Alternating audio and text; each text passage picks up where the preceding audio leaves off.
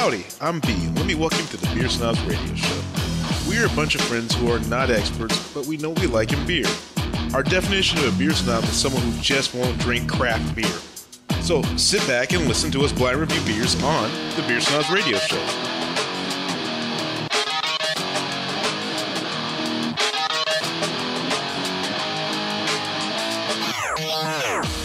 Calling all beer snobs. How you guys doing tonight? I am B, and to my left is... Hey guys, it's Brian with Beer Quest. And across the table, Damon. Okay, guys, before we start off anything, as normal, we got to talk about the beer of the month. The beer of the month was... Negro Modelo. It's a beautiful beer.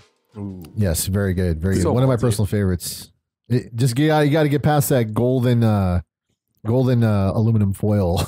That's the worst part about the beer. Yeah. I always say the best thing to do, take a little razor blade if you have it, or a little X-Acto knife or something like that, and just cut around the under side of the bottle cap. Yeah. You give it a quick cut with a knife, and then really you can just nothing like circumcising your beer, though, right? Exactly. Yeah, exactly. But it's the quality. It's the quality. Yeah, that and all in the name of keeping it clean. Exactly. And giving your beer a brisk. It's awesome. Yeah. Okay, brisk. Brisk is a nice tea, sir. Oh, that's a beautiful thing. We need the only beer a little bit faster. The only beer that is served to you by a moil instead of a bartender. But yeah, there you go. Beer of the month. Negro Modelo. Tip your servers. So now we got homebrew into Hardyman. Hardyman, what'd you bring for us today? Homebrew with Hardyman, yeah. Yeah, okay, yes. All right, so in front of you, I've got an IPA. This is the first light beer I've ever brought. So far, a light beer IPA? Well, so far we knocked out a stout, we knocked out a porter, and so we're getting into like a lighter beer. I don't ever really consider IPAs lighter though. Well, the flavors are usually more intense. I usually consider them heavier in a sense. Usually. Well, tell me what you think about this one then. Okay. Well, what style of IPA? We call this the Citrus Bomb IPA. Very aromatic. Pungent. Very aromatic. Pungent. Yeah, we threw a lot of hops in this one. But in the entire beer, it's got Columbus, Simcoe, and Centennial. Okay, this is weird with this beer, is that you don't taste the hops on the first flavor. You taste it on the aftertaste. Yeah, the first flavor is all citrus, right? Oh. Yeah.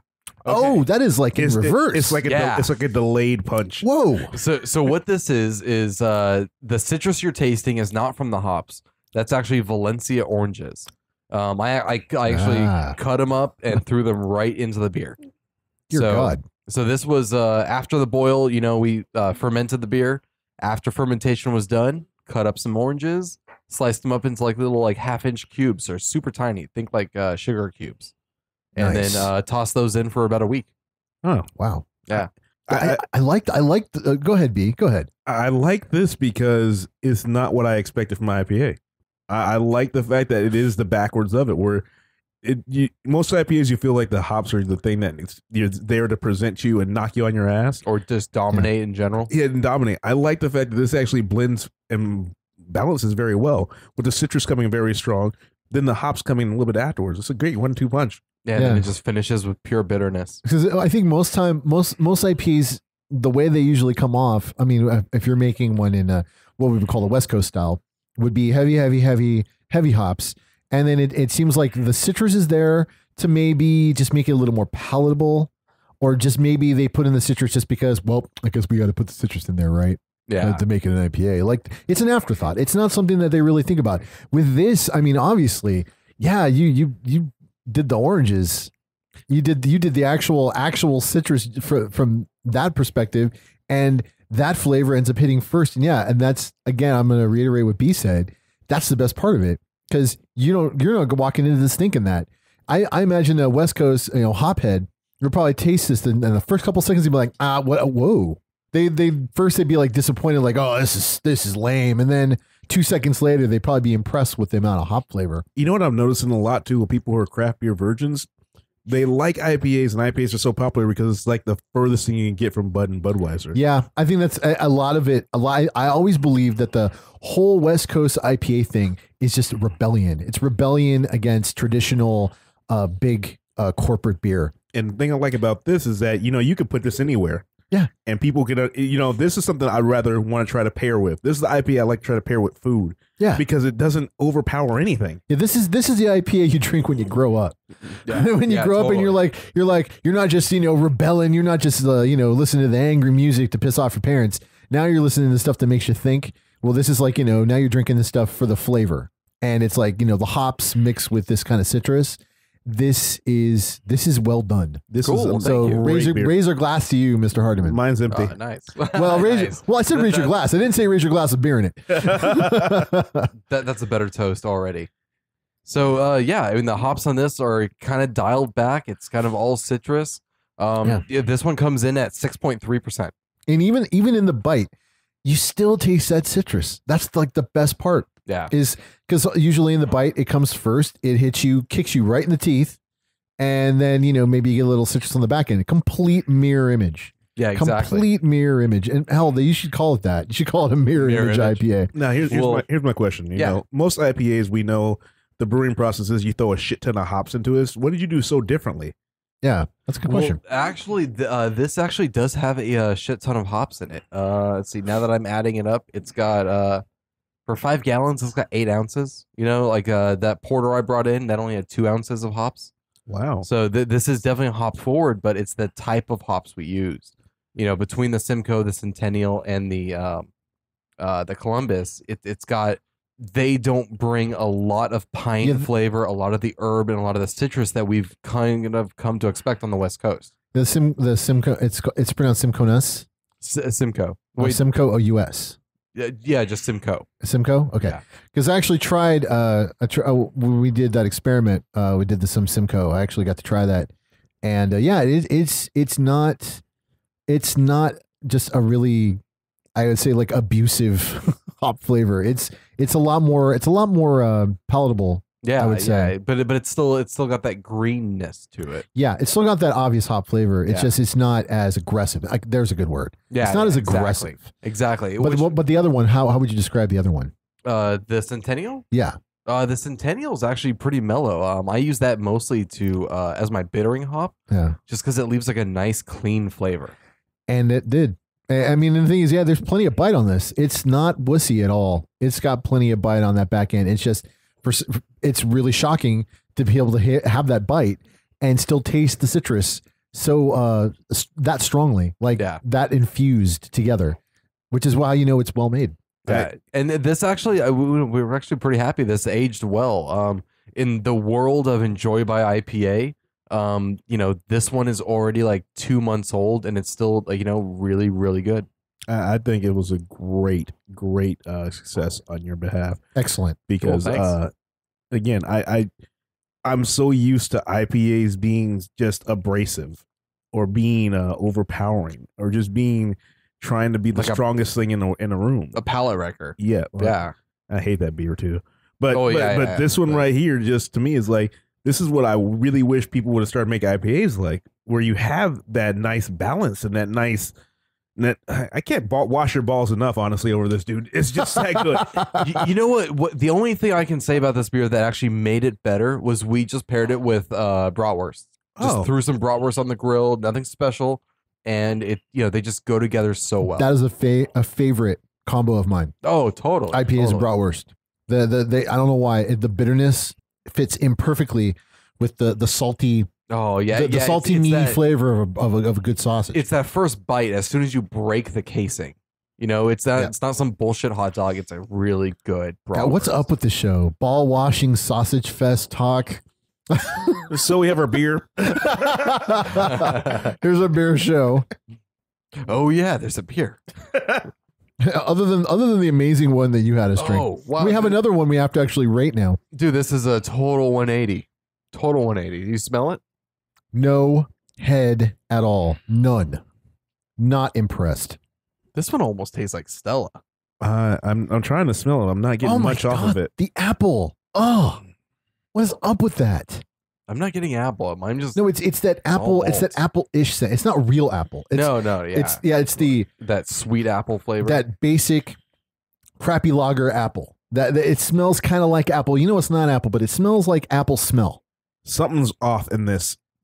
Something is wrong with this beer. Well, if they They say if it smells like an apple. That's pretty bad. No, like I think something's wrong with the like this has some sort of infection against it or something. This is not right. Don't make excuses for a beer that might just be bad. I'm not making excuses for it. I'm saying what it is. My thing is, if it has an infection, that means something's wrong with their quality, and that means this beer is bad already. Or this entire beer is just a virus that shouldn't be served to humans. I'm horrible. I just went back to the IPA and I'm happy. Yeah, let's just say that whatever the hell this is the AIDS monkey of the night. Yeah, it's infecting you with its horrible death by scratches and bites. There is nothing good about this. The color is piss. There is no head. The flavor is crap. The smell is horrible. This is God damn it! I really the rotten fruit thing out of this. Well, no, that's the rotten apple. I mean, it's even the apple smell is rotten. I mean, this is. I really hope this isn't a big brand because that's just going to be sad. Although it would make sense, I guess. But dear God, this is not good. Yeah, this is definitely not my kind of beer. Nah, I don't think it's anybody's type of beer. I want to know what this is. No, there are people that love shit like this. You guys ready for the reveal already? Yeah, I am. I'm pretty sure a homeless man might turn this shit down. I don't know. This is Budvar Czechvar. It's a Czech Pilsner. Oh, okay. Oh God! At 5%. That explains the irresponsibility. $2 a bottle. Ugh. And $2 a bottle. $2 a bottle for this shit. Let me get through this. Hold up. Well, it's got a tariff. Remember that. I had to get. Oh God! Got taxes. The poor Czechs. Even though there's nothing that can replace its direct sensory experience, let us try to describe you the flavor of Czechvar beer. Oh God! The first impression you get is a pleasurable, delightful, hoppy aroma. Says you. The delicate yet rich malt flavor causes our beer, even from the first sip, to glide down smoothly down your throat, maybe even too smoothly. Oh God! It leaves a fine, pleasant, bitter taste that disappears slowly, that you are already beginning to look forward to in another perfectly flavor-balanced sip. That is why Czechvar you can rarely only do with one glass. We use top-quality ingredients to produce the beer, and each is equally and important for a unique taste. And they go by the ingredients. They got water. Yeah, I can taste that. Yeast. Yeah. Hops. Barley. Lagering. And flavor. Flavor's an ingredient. Oh, so that was where they peed in the bottle. Let me read the flavor part.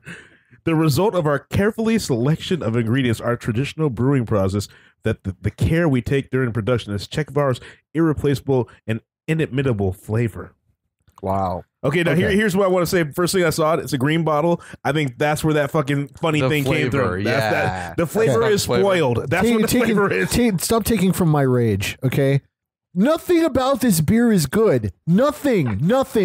Everything sucks. The bottle is green. Green bottle. Green. Fuck you and your green fucking bottle. Who puts green bottles for their beer? People who don't give a shit about their beer or what it tastes like. Because light gets into it, and light will fucking ruin it unless you have brown. Use a brown bottle. Green bottles are for assholes. And fuck you for making this piece of shit. And I feel bad for the Czech people. They deserve better beer than this. And this is fucked up. And fuck you. So what you're saying is Russia should take him over. No. The wrong country, number one. I was going to say that. Wrong country, number one. Although they're probably number two on the list, on Putin's list of countries that need, help, quote unquote. But yeah, no, fuck this, fuck your beer, fuck you. Look at the bottle. The bottle. What the fuck is that? That looks like the font used in like the Perfect Strangers TV show. Like, what the fuck is that? Like, it's another circumcised bottle. Yeah, it's a bottle you need to circumcise, but when you do it, it's like, what's the point? It's like they circumcised it all wrong. It's like, oh God, this is a piece of shit. You know how we say, hey, try it, you might like it? No. Fuck that. You're not going to like this. Don't fucking bother. Fuck Czechvar. Fuck it. It's sad. I completely agree. This is just, no. Okay. And all I got to say is fuck you, Hef. Fuck you, Hef. Because this was one of the first beers we reviewed when we started the show in its first incarnation 6+ years ago. And it was horrible then. The only beer that got a worse review than this I remember was either Red Stripe or Budweiser. Okay, this is horrible. Should we even recommendations? Can we just go to recommendations now? B. No. Hardyman. Oh, D's like a man on a mission. No, I can't recommend this to anybody. I will say, not only should you not drink this beer, if you see this in a store, you should just start smashing the bottles on the floor to save people from having to suffer the indignity of looking at this shit, much less drink it. Fuck this. Fuck that. I'm out. I would go as far to say is if you see anybody drinking it, just smash it right out of their Smack hand. it out of their hand. Yeah. Save them. And like they're getting mad at you in a second, and you're like, dude, let me buy you a beer. Stop drinking that swill. Fuck that. Ugh. D. Well, so what do you really think, man? Actually, it was no. You know what I think.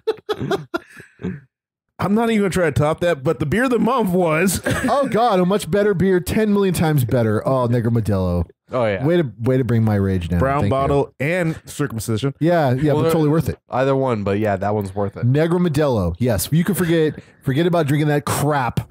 Czechvar. Get yourself a fucking 6er of Negro Modelo, a 12er of Negro Modelo, and have a good beer. I'm beefing the beer snobs, and I'll see you at the bar. Hey, guys, this is Brian from Beer Quest, and the quest is only half the fun. This is Damon from Beer Snobs. Auf Wiedersehen. Calling all beer snobs, I am B, and you just heard one of our shows. Guess what else you can do? You can find us on the interwebs at Twitter, Facebook, G+, and we're on the Stitcher Radio Network. Be our friend on our social networks to find out what we're up to and find interesting beer articles we're releasing. If you want to advertise with the Beer Snobs, you can contact us at marketing@thebeersnobs.com. If you want to give us beer suggestions, you can find us at info@thebeersnobs.com or any of the social networks you can reach us. And as always, I'll see you at the bar.